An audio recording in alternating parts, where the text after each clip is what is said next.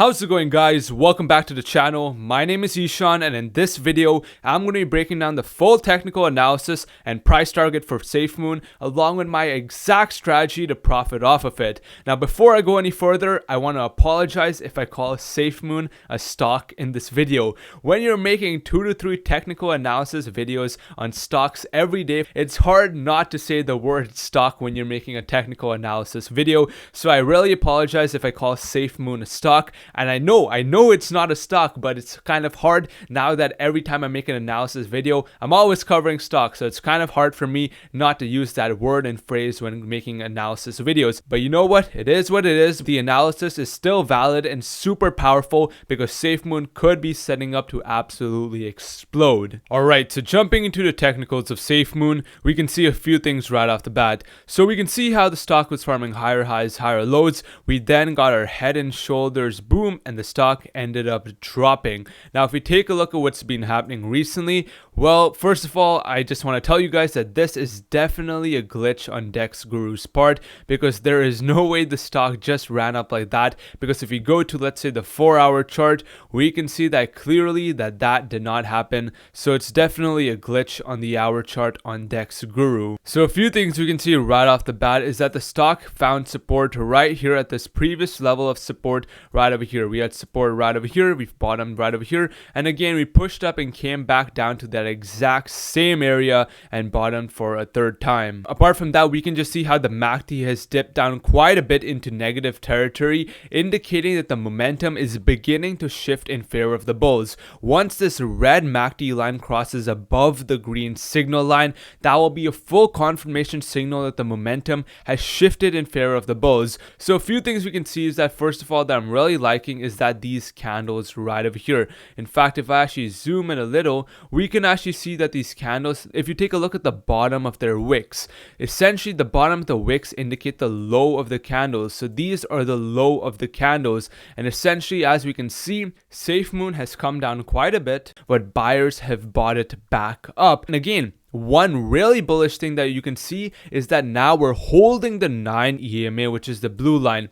The EMA lines, as I've talked about in all my other videos, is like the holy grail of trend direction. If a stock is above the 9 EMA, which again is this blue line, it indicates that the trend is in favor of the bulls. And as you can see, we're trying to hold the 9 EMA and form a reversal higher. The easiest way to spot a reversal, guys, this is the easiest way to spot a reversal, is to look for higher highs and higher lows and look for a break above the 9 EMA. Like right over here, we can just see clearly higher highs, higher lows holding the 9 EMA, each pull back right to the 9 EMA, each push up. And then going even further, even on the daily chart, we got a classic pullback, classic bullish pullback. As we can see, we pushed up, came back down, and boom. Guess where we pulled back to? Right to the 9 EMA, which is the blue line. And as you can see, now we're bouncing back higher. Now, apart from that, one thing you'll notice is that the stock is now forming a descending triangle. As we can see, we're getting tighter and tighter and tighter in this range.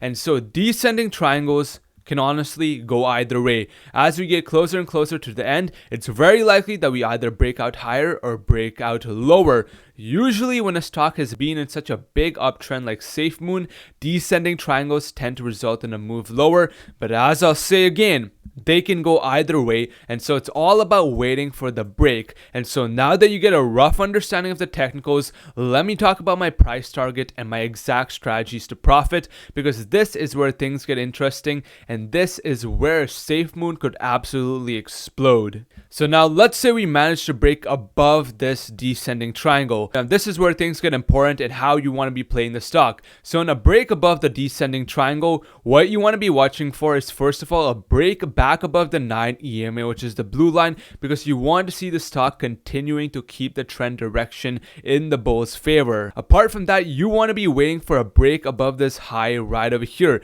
As we can see, this right over here is going to be a level of resistance, no doubt about that. This is a previous level of resistance and a previous level of support. But not only that, a break above this high right over here will signal the formation of higher highs and higher lows. You want to see buyers committing to the trend and being able to follow through on it by breaking above this high right over here. And if that happens on a break above the descending triangle, that's where I would personally be looking to buy, and that's where you'd want to be looking to buy as well, on the formation of that new high. Then if we continue following through higher, I could see the stock easily running up here to about this level where we had a previous level of support right up here and a previous level of resistance. But overall, the way to play descending triangles is to buy the initial break and then sell at the swing high. What you'll notice is that they'll go from the swing low up to the swing high. So if you decide to buy right over here into that initial break, there's a very strong likelihood that this descending triangle will head back up to all-time highs. So that's usually my strategy, to buy the swing low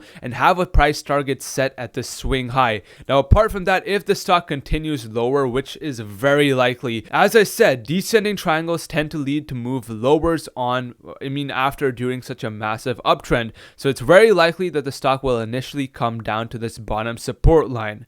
Now, if we break this bottom support line, then it's very likely that we'll come down all the way to this level right over here, which is quite a steep drop. This was a previous level of resistance, and so you can expect buyers to step up heavily at this level to maintain it as support. The reason being is that buyers don't want sellers to reclaim that level of resistance and push the stock even lower. So you can expect buyers to step up heavily, first of all at this level, and then down over here at this level at about 0.202. But overall, I have to say that even on the daily chart, we are really overextended on the MACD. The momentum again is shifting in favor of the bears, and there's very strong likelihood that we head lower. So again, it's going to be crucial to be waiting. You want to wait for this descending triangle to play out. A big mistake is that many traders tend to jump in before, thinking that, oh, just because it's a triangle, it's going to explode higher. But the thing with triangles is that they're tricky.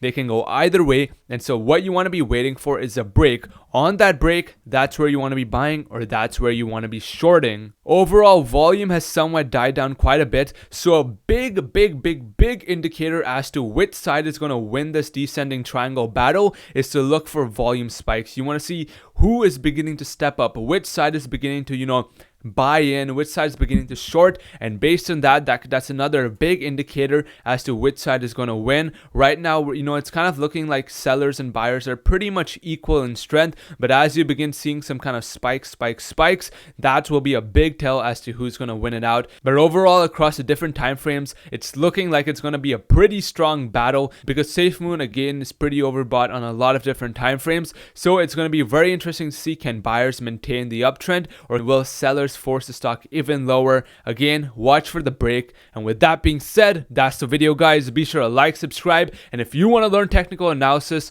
be sure to check out the Gen Z Trader Academy down below to help you become more profitable and make better entry and exit decisions. With that being said, I'll see you guys next time. Take it easy, clocking out for now. Peace.